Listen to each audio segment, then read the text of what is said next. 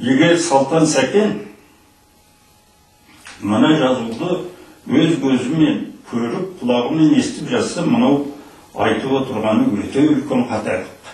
Бұл ұят нәрсе, мына Жас Алаш газетінің редакциясының ұят нәрсе. Өйткені мынау Балтабайдың жаңағы сөзінен кейін маған сөз берген уақытта мен Балтабайды аса қатты сынадым оларды. Пайғамбар деген сөзбен ойнауға болмайды дегенді айттым. Үстіңдегі мына арабтың киімін киіп бұл халықтың алдына шығуға қандай хақың бар деген секілді мен өте қатты ал Қажы бабаның аруағын сыйлайын деп ел келіп жатса, бұл нәрсенің барлығын анау пәндашылық дүниеге айналдырмаңыздар деген мәселе сөз болған. Оны егер тыңдап тұрса, бұл жігіт естуге тиіс. Менің қасымда бірнеше ғылым кандидаттары, бірнеше танымал адамдар бар. Егер оларды куәлікке тартып, мына Жас Алашпен ренжуім еді болады.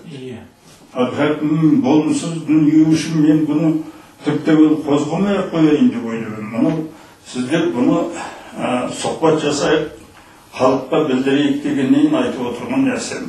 Себебі аға, бұл кейінгі кезде бізге телефон шалып та былай барған жерлерімізде әңгімелесіп, өзіңізбен кішкене біз тығыз араласып жүргенімізді білетін кісілердің бәрі осы сұрақты қойып жатырды. Осы газетке шыққан екен, сол рас па, қалай деп. Енді міне кішкене көзіміз ашылып жатыр.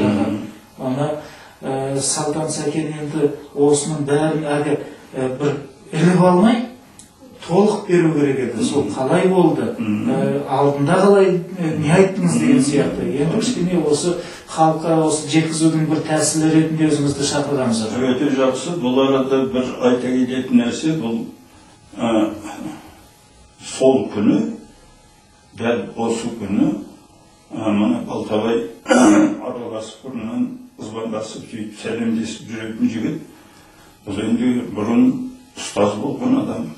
Мына Зәреки есімді аграрлық университетте белгілі азамат. Енді оның анау ойларына мен жауап беріп, оның шашбауын ұстайтын адам мен емеспін. Содан кейін бұл күні ол Балтабай маған айтты, оның алдында бір апта бұрын несін шақыру келетініне кеп, мен 63 жасқа пайғамбар жасына толғанымды тойлайын деп отырмын деп жаңағы адресіне кеп. Сол күні айтты, мына кешке тойдың алдында аға машина жібере қояйын, Қажы бабаның басына барып Құран оқып шығайық дегеннен кейін солай барған мен. Бұл дұрыс екен, Құран оқып шығайық деп. Барсақ, қарақұрым халық. Енді ол Қажы бабаның басына қалай не істеп жатқанын онымен менің хабарым жоқ. Ол қор құрып, оның ешқандай нем жоқ. Содан қарақұрым халықты мен сөйлесіп жаңағыдай істеп жатқанда, ол айтты, Сәке, сіз бара беріңіз, мен қазір бір 5-10 минуттен келейін деп, бір уақытқа келе жатсам, үстінде жаңағы арабтың киімі, басын етіп алған, келіп бетімнен сүйіп, мұнауың не қарағым деп сөйдетін ғой. Аға, айтам қазір, айтам деп сөйді. Соны жұрт көрген ғой, сіздің сол жаныңызда.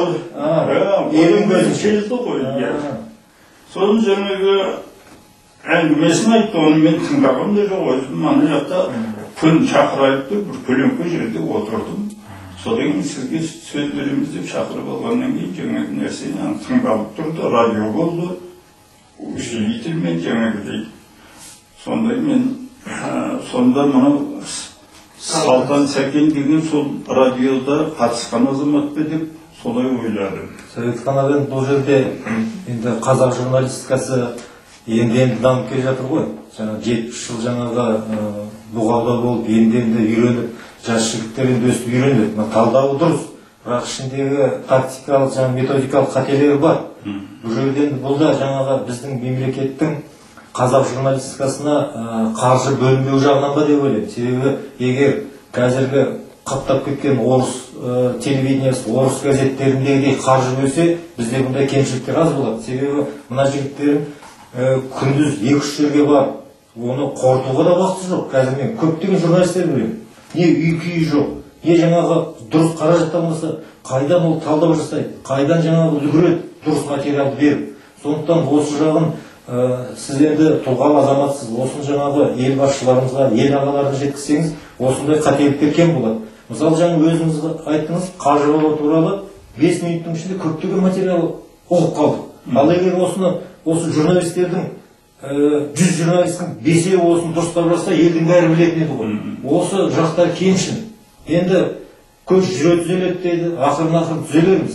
Бірақ енді мына сіз Жас Алаш газетіне жаңағыдай үлкен азамат ретінде ойыңыз дұрыс екен. Жаңағы оны көш жүре түзеледі, ит түреді, керуен жүреді дегенге салып жатсыз. Бұл да сіздің жаңағы азаматтығыңыздың көрінісі. Сондықтан бұл жігіттер енді өз кемшілігін сезіп, өздері кешірім сұраса үндемей ақ қойыңыз. Біз де бұл жағынан енді себебі жас жігіттер түзеледі ғой. Оқып өсіп, мына хабарымыз шықса оны бірақ мына қазір бұл 21-ші ғасыр информация ғасыры. Информация соншалықты әділ және адал болу керек. Кез келген мына Жас Алаштың беті күйді міне, бос өтірік үшін. Мына жазып отырған адамның беті күйді. Нақты дерекке сөйлеу керек. Нақты дерек, шын дүниені жазу керек. Ол дүдәмі жорамалмен жазсаң, артынан бәрі ашылады. Міне сендер келдіңдерде, мен естігем де жоқ. Мына газетті өздерің оқып, өздерің мына нәрсені сұрап отырған өздеріңіз рахмет сендерге. Мен тіпті бұны қарадымда, жарайды қойшы деп қолым сілтеп қой құрысын. Бізде жаңағы Марат айтқандай көптеген азаматтар хабарласып жатыр. Соның көптеген өсектің алдын алып, сіз өзіңізбен ғана сұхбат алып, соны халыққа ұсынғалы жатырмыз енді. Дұрыс, осыны ұсыну керек. Бұл бір жағынан сабақ міне, барлық газеттерде, қазақ журналистикасына. Қазір ешқандай өтірік, әділетсіз дүние айтсаң, өзің иманың келеді, абыройың кетеді. Сондықтан осыдан сақ болу керек. Өтірік өрге баспайды дейді ғой. Өтірік өрге баспайды. Рахмет сіздерге. Рахмет сізге. Жақсы.